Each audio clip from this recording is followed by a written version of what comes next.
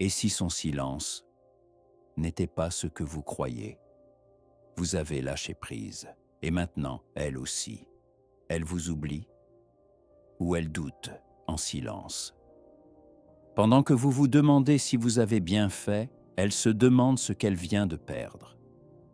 Si vous vous êtes demandé si partir était une erreur, voici la vérité que personne ne vous dira. Partir était le mouvement le plus puissant. Vous avez souffert, mais vous n'avez pas perdu. Vous avez repris le contrôle. Son silence n'est pas une fin, c'est un début, un changement, dans la manière dont elle vous voit et dans la manière dont vous vous voyez. Partie 1. La psychologie du silence. Le silence n'est pas un vide, ce n'est pas une fuite. Le silence est une arme, et elle parle fort, sans un mot. Quand vous arrêtez d'envoyer des messages, de courir après, de réclamer sa présence, vous n'êtes plus juste un homme. Vous devenez une présence, une énigme, un poids qu'elle ne peut plus ignorer. Le silence change tout. Il renverse la dynamique et lui rappelle une chose. Elle n'est plus au centre. Et ça, elle ne le dira jamais. Mais ça la terrifie. Elle a besoin de validation, de votre attention, de sentir qu'elle occupe votre esprit. Quand vous vous taisez, vous lui retirez tout. Le contrôle, la certitude et surtout l'emprise. Ce n'est pas un jeu, ce n'est pas une vengeance, c'est un rééquilibrage. En vous retirant, vous devenez imprévisible. Elle ne vous lit plus, et c'est ce qui l'obsède. Les femmes aiment avoir le contrôle. Le silence détruit cette illusion. Vous l'avez déjà vu, vous arrêtez de parler, et tout change. Elle fait semblant de ne rien ressentir, elle copie même votre silence. Mais à l'intérieur, c'est autre chose. Elle se demande pourquoi. Elle doute, elle se questionne. Est-ce que j'ai dit quelque chose? Est-ce qu'il me fuit? Est-ce qu'il m'oublie? Ces pensées la hantent. Et vous? Vous ne bougez pas. C'est ça, le pouvoir du silence. Il crée le doute, et le doute crée l'obsession. Elle repense à tout, chaque mot, chaque regard, chaque message. Vous entrez dans sa tête, sans rien faire. Mais attention, le silence, ce n'est pas faire semblant. C'est vraiment prendre du recul. C'est vous recentrer. C'est reprendre votre énergie. Quand vous cessez de la poursuivre, vous sortez du piège et vous laissez la place pour qu'elle vienne vers vous. Posez-vous une question. Quand est-ce qu'elle s'est demandé où vous étiez, ce que vous faisiez ou avec qui vous étiez? Si vous êtes toujours disponible, elle n'a jamais besoin de se poser la question. Mais au moment où vous vous taisez, elle commence à remarquer votre absence. Et cette absence est plus bruyante que n'importe quel mot. Le silence n'est pas une faiblesse, c'est une déclaration. Je n'ai pas besoin de toi pour exister. Et ça, elle ne pourra pas l'ignorer. Partie 2. La puissance de partir. Partir, ce n'est pas fuir, ce n'est pas abandonner.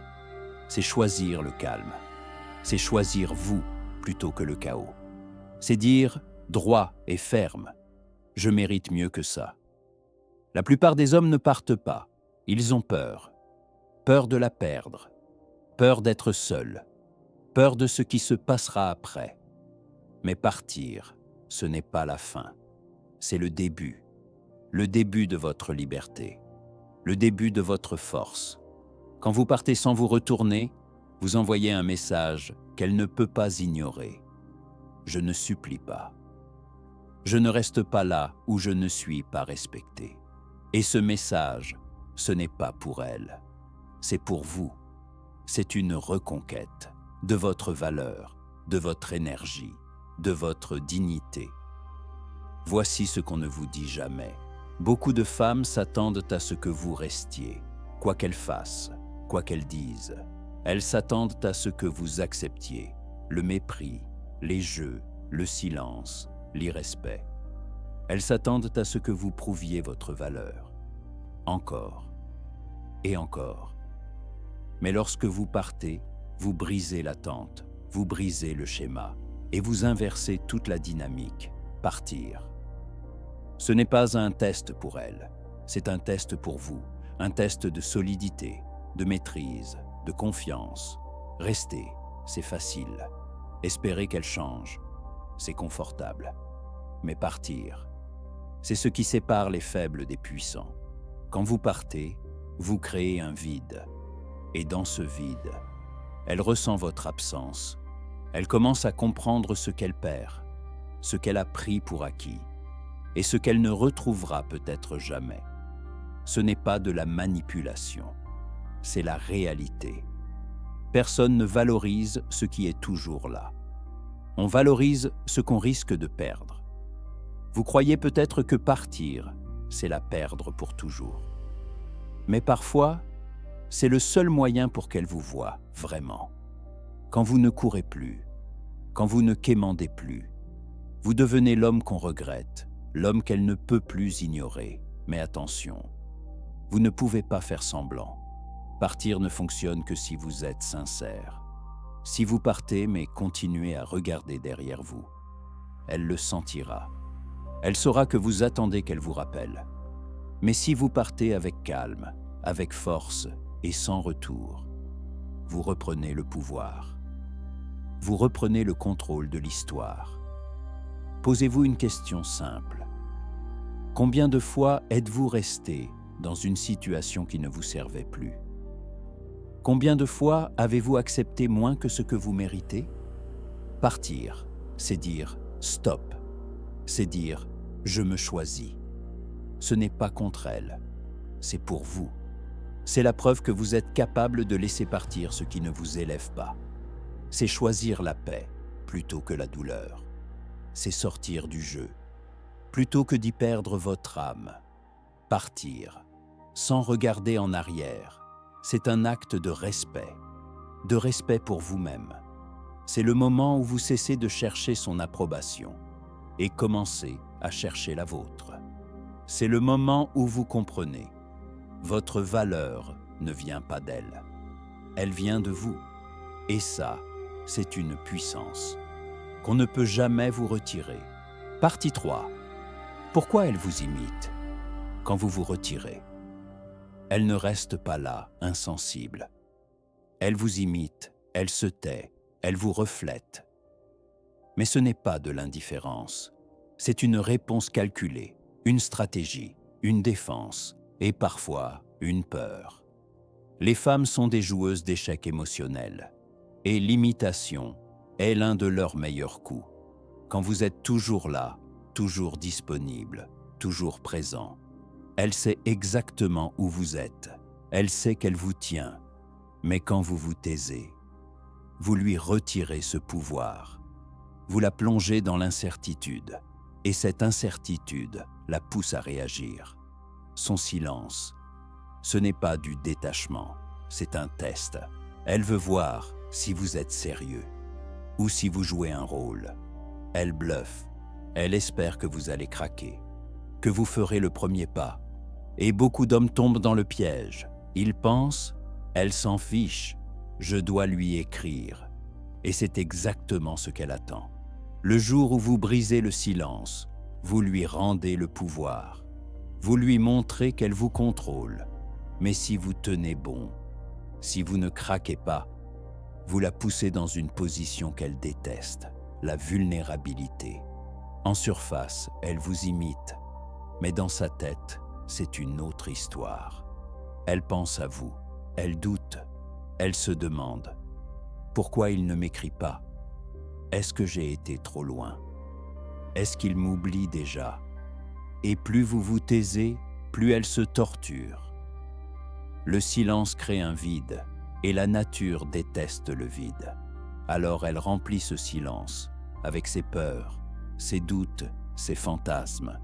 Elle imagine que vous êtes passé à autre chose, que vous ne voulez plus d'elle, que vous l'avez perdue, pour de bon. Et ces pensées deviennent obsédantes. Mais ça ne fonctionne que si vous êtes discipliné. Pas un jour ou deux, vraiment. Le vrai silence demande de la patience, de la cohérence et du respect de soi. Ce n'est pas ignorer, c'est refuser de gaspiller votre énergie. Pour ce qui ne vous élève pas, elle vous imite pour sauver la face. Mais à l'intérieur, elle tremble. Et ce silence, ce n'est pas qu'un test pour elle, c'est un test pour vous. Est-ce que vous tiendrez? Est-ce que vous résisterez à l'envie de la rassurer, de vérifier, de céder? Parce que si vous tenez, c'est elle qui craquera, c'est elle qui doutera, c'est elle qui rompra le silence. Partie 4. Le vide que vous laissez. Quand vous partez, quand vous vous taisez, vous ne disparaissez pas. Vous créez un vide. Et ce vide est plus puissant qu'une dispute, plus fort qu'un rejet. Ce n'est pas juste une absence, c'est une présence inversée, un manque qui pèse. Ce vide, c'est ce qui lui fait sentir que quelque chose lui a été retiré, quelque chose d'essentiel. Et ce quelque chose, c'est vous. Les femmes supportent le rejet. Elles supportent même les conflits, mais pas le vide. Le vide les confronte à une vérité. Elles ont besoin de vous, plus qu'elles ne veulent l'admettre. Ce n'est pas vos messages qu'elles regrettent, ni vos appels. C'est votre énergie, votre attention, votre présence. Elle sent le manque dans son quotidien, dans ses émotions, dans son calme apparent. Elle réalise que le monde est un peu plus fade, un peu moins stable, moins vivant, sans vous.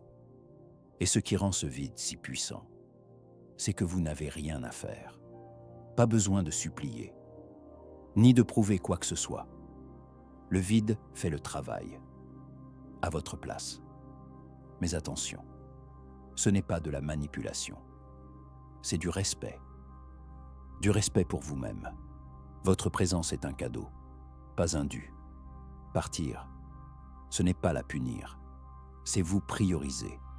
C'est dire « je ne reste pas là où je ne suis pas apprécié ». Et que se passe-t-il quand le vide s'installe? Elle commence à remarquer les petits gestes, les messages du matin, les appels ignorés, votre énergie naturelle, ce qu'elle ne voyait plus. Elle le ressent, parce que c'est parti. Et plus vous restez silencieux, plus le vide grandit. Ce n'est pas juste une sensation, c'est une prise de conscience.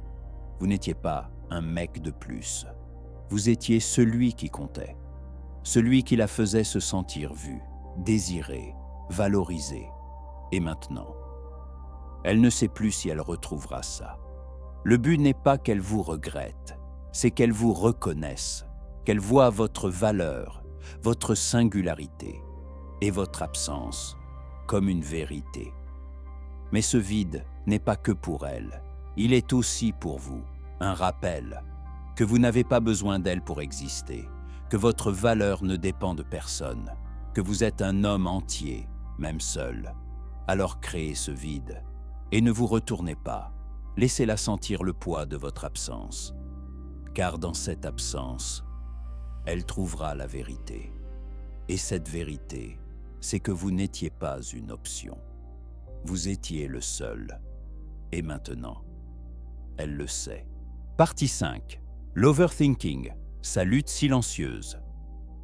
Quand vous ne lui écrivez plus, ce n'est pas le silence dans sa tête, c'est le chaos, le doute et les questions. Elle ne pense pas juste à vous, elle ne pense qu'à vous. Et le plus beau dans tout ça, vous ne faites rien. C'est le silence qui travaille pour vous. Les femmes vivent les relations par la connexion. Et quand vous coupez ce lien, c'est comme tirer un fil vital. Elle perd l'équilibre. Son esprit comble le vide. Elle rejoue les derniers messages, analyse chaque mot et se convainc d'avoir tout gâché. C'est ça, la puissance de l'overthinking. Une simple phrase devient une tempête. Elle pensait avoir le contrôle.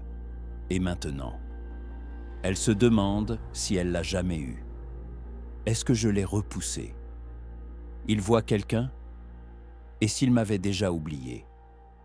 Ses pensées ne sont pas légères, elles l'envahissent. elle la ronge. Son calme est une façade. Derrière, c'est une guerre intérieure. Ne vous laissez pas berner par son silence. Ce n'est pas de l'indifférence. C'est du contrôle de façade. Ses postes deviennent calculés. Ses réponses froides ou tendues. Ses moindres gestes sont un test. Elle tente de prouver qu'elle va bien. Mais elle ne va pas bien. L'overthinking n'est pas seulement sur vous, c'est sur elle, sur ses peurs, ses insécurités, les vérités qu'elle évite et votre silence. La force à se confronter à tout ça. Vous ne la validez plus, vous ne la rassurez plus, vous ne nourrissez plus son ego. Et là, elle se retrouve face à elle-même.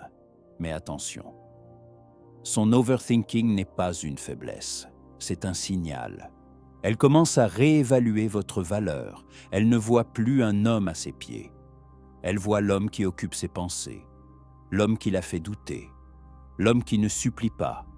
Et tout ça, parce que vous avez choisi le silence, plutôt que la dépendance. Ce n'est pas de la manipulation, c'est la réalité humaine. Les gens ne valorisent que ce qu'ils risquent de perdre. Et plus elle pense, plus elle comprend qu'elle vous a sous-estimé. Mais attention, tout ça ne fonctionne que si vous tenez bon, si vous craquez, si vous reprenez contact, vous lui confirmez. Tu avais encore le contrôle. Ne lui rendez pas ce pouvoir. Laissez-la penser. Laissez-la douter. Laissez-la sentir pleinement le poids de votre absence. Partie 6. Ce que ces réseaux révèlent vraiment. Aujourd'hui, les réseaux, c'est plus qu'un jeu social, c'est une fenêtre sur l'esprit. Quand vous vous taisez, elle ne vous appelle pas, elle ne vous écrit pas, elle regarde vos profils, pas par ennui, par besoin de réponse. Votre silence a créé un vide, et elle cherche à le remplir, avec ce qu'elle peut. Chaque post, chaque story, chaque like, tout devient un indice. Vous sortez avec des amis, elle se demande avec qui. Vous postez à la salle. Elle pense que vous vous améliorez pour quelqu'un d'autre. Et si vous ne postez rien du tout, c'est là que son esprit s'emballe. Le silence sur les réseaux est aussi puissant que dans la vraie vie. Elle n'a plus rien à analyser. Alors son imagination fait le reste. Et croyez-moi, son imagination est votre meilleur allié. Les réseaux deviennent un moyen pour elle de rester connectée, sans admettre qu'elle tient encore à vous. Elle regarde vos photos, elle cherche un changement, un signe, un détail. Vous avez liké sa dernière photo? Non? Plus du tout? Chaque geste devient un message, même ceux que vous ne faites pas. Mais voilà le secret. Vous contrôlez le récit. Ce que vous montrez ou ce que vous cachez peut tout inverser. Une photo de vous souriant, posé, confiant. C'est un message clair. Vous allez de l'avant. Une story discrète, un moment entre amis, un lieu nouveau, juste assez pour qu'elle doute.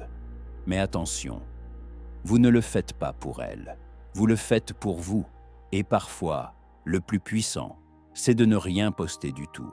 Rien à analyser, rien à suivre, rien à contrôler. Et là, elle comble le vide avec ses peurs. Il m'ignore, il m'a oublié, il est plus heureux sans moi. Ses pensées ne sont pas passagères, elle la dévore. Son obsession pour vos réseaux, ce n'est pas de la curiosité, c'est un besoin de contrôle. Mais elle ne peut pas contrôler ce qu'elle ne voit pas. Et moins vous montrez, plus elle perd pied. Là où beaucoup d'hommes se trompent, ils postent pour provoquer, pour lui envoyer un message, pour attirer son regard. Erreur.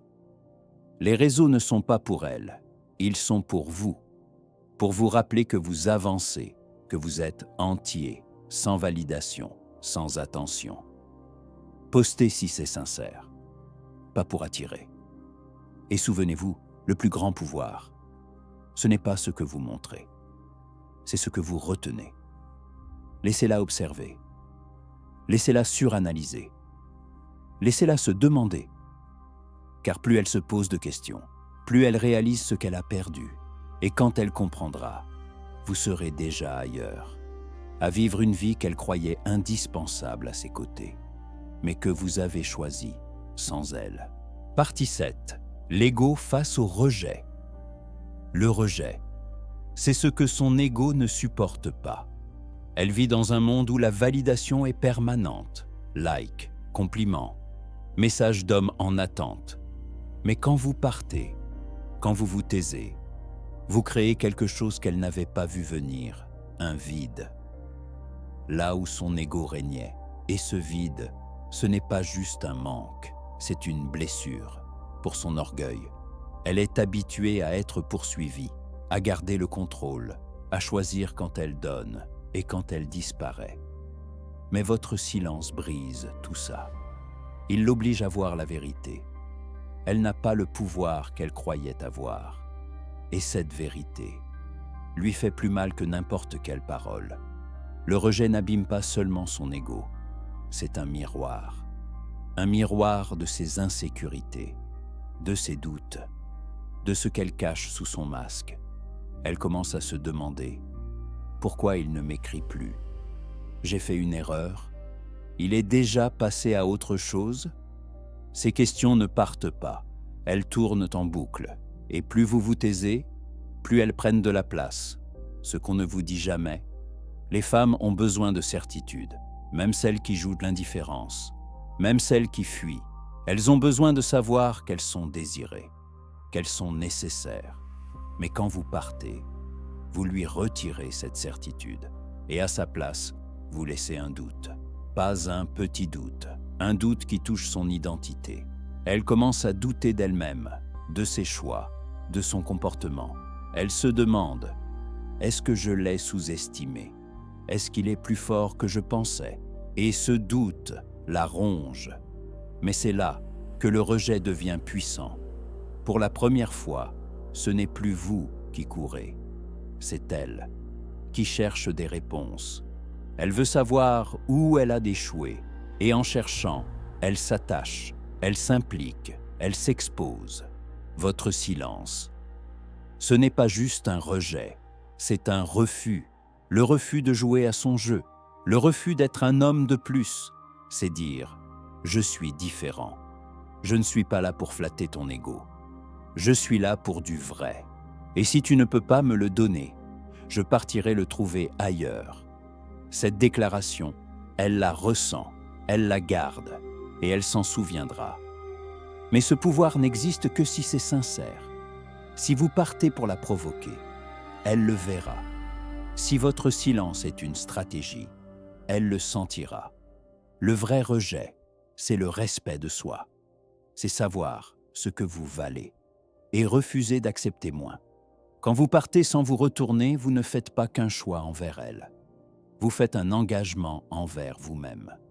Vous prouvez que vous connaissez votre valeur, que vous n'avez pas peur d'être seul, que vous ne vivez pas pour être validé.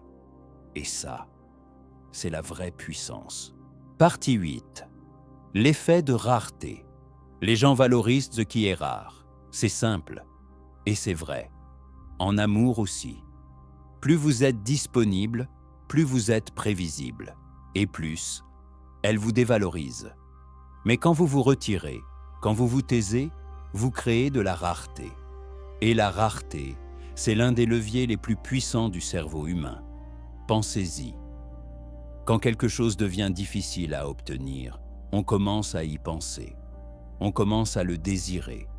On commence à se dire « Et si je l'avais perdu ?» C'est ça, l'effet de rareté. Quand vous partez, quand vous retirez votre attention, vous devenez rare. Et donc, vous devenez précieux. Ce n'est pas de la manipulation, c'est une réalité. Votre énergie, votre temps, votre présence ne sont pas illimités, ils sont rares et ils ont de la valeur. Quand vous les retirez, elle est obligée de reconsidérer, de vous reconsidérer. Et dans cette relecture, votre valeur augmente. Mais attention, la rareté ne fonctionne que si elle est vraie. Vous ne pouvez pas faire semblant. pas jouer à l'indifférent en attendant son message. La vraie rareté vient du respect de soi, de la conscience de votre valeur. Vous ne donnez plus votre attention à celle qui ne la mérite pas. Et là, tout change. Vous n'êtes plus le mec qui attend. Vous devenez celui qu'elle ne peut plus s'enlever de la tête, celui qui ne répond plus, celui qui avance, celui qui vit sans elle.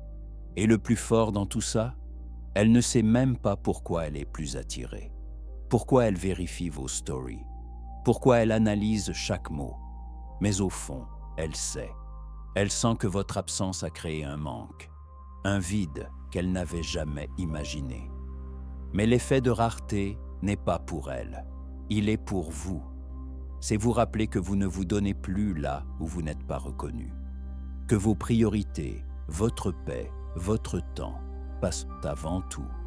Et quand vous vivez comme ça, quand vous incarnez cette rareté sincère, vous gagnez son respect, mais surtout, vous gagnez le vôtre. Alors soyez rare, pas pour impressionner, pas pour manipuler. Soyez rare parce que vous savez ce que vous valez et parce que vous exigez que les autres le voient aussi. Et un jour, vous verrez le monde vous regarder différemment. Mais surtout, vous vous regarderez autrement. Et ça, c'est la vraie récompense. Partie 9. Les montagnes russes émotionnelles. Le silence. Ce n'est pas juste de la distance, c'est un déclencheur, un miroir, une onde de choc. Quand vous vous taisez, vous l'obligez à faire face à ses peurs, à ses insécurités, à ce qu'elle a toujours fui. Et le voyage que vous lui imposez n'a rien de doux. C'est une chute libre émotionnelle, sans ceinture. Au début, elle se dit que ce n'est rien. Il est occupé. Il reviendra. C'est son ego qui parle. Mais les heures passent, puis les jours, et les certitudes s'effondrent. Pourquoi il ne m'écrit pas?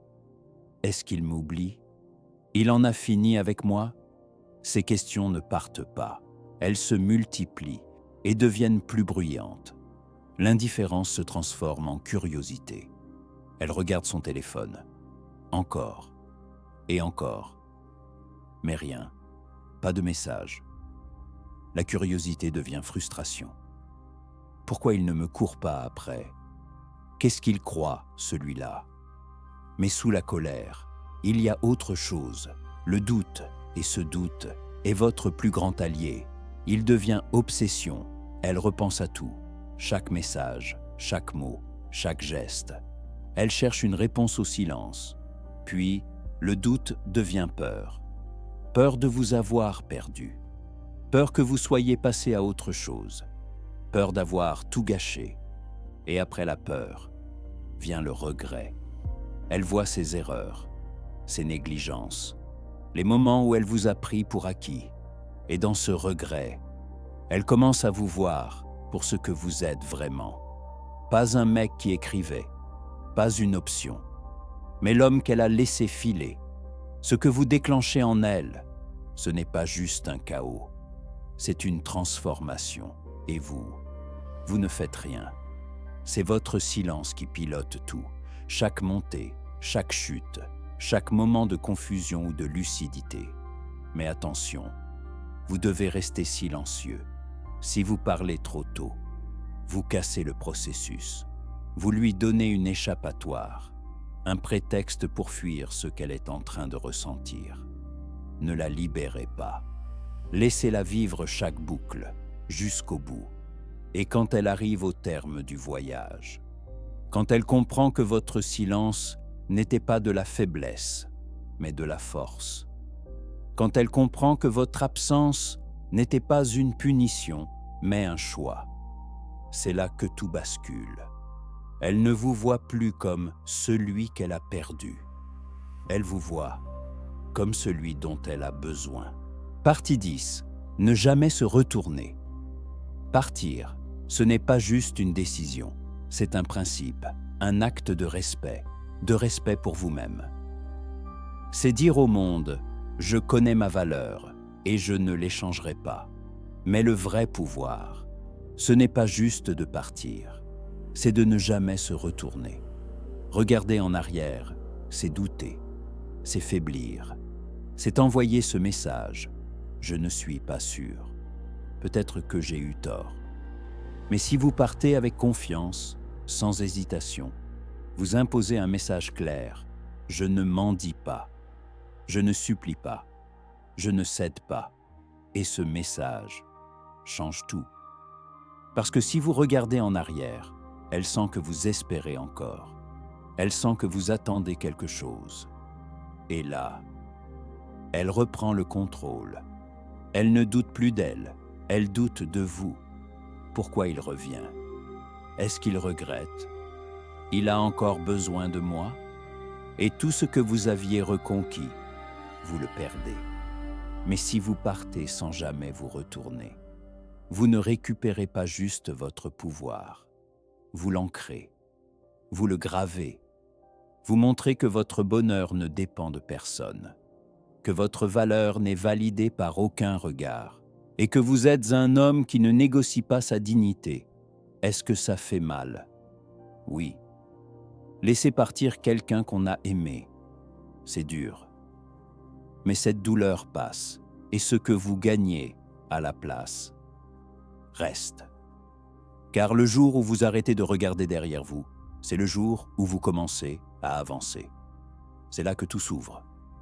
Nouvelles opportunités, nouvelles expériences, nouvelles visions. Et elle est forcée de voir ce que vous êtes devenu, sans elle. Et cette image la hante, parce qu'elle réalise ce qu'elle a perdu. Elle ne vous voit plus comme l'homme qu'elle a laissé partir. Elle vous voit comme l'homme qu'elle ne retrouvera jamais. Mais rappelez-vous, partir n'a jamais été pour elle, c'est pour vous. C'est la preuve que vous êtes assez fort pour lâcher ce qui ne vous élève plus, assez solide pour être seul, assez digne pour vouloir plus. Alors ne vous retournez pas pour elle, pas pour personne, car le jour où vous vous retournez, vous perdez de vue tout ce pourquoi vous vous êtes battu. Continuez à avancer, continuez à grandir et devenez l'homme que vous étiez destiné à être. Et quand elle ouvrira enfin les yeux, quand elle comprendra ce qu'elle a perdu, il sera trop tard, parce que vous serez déjà ailleurs, en train de vivre la vie qu'elle pensait impossible sans elle. Et ça, c'est la vraie victoire.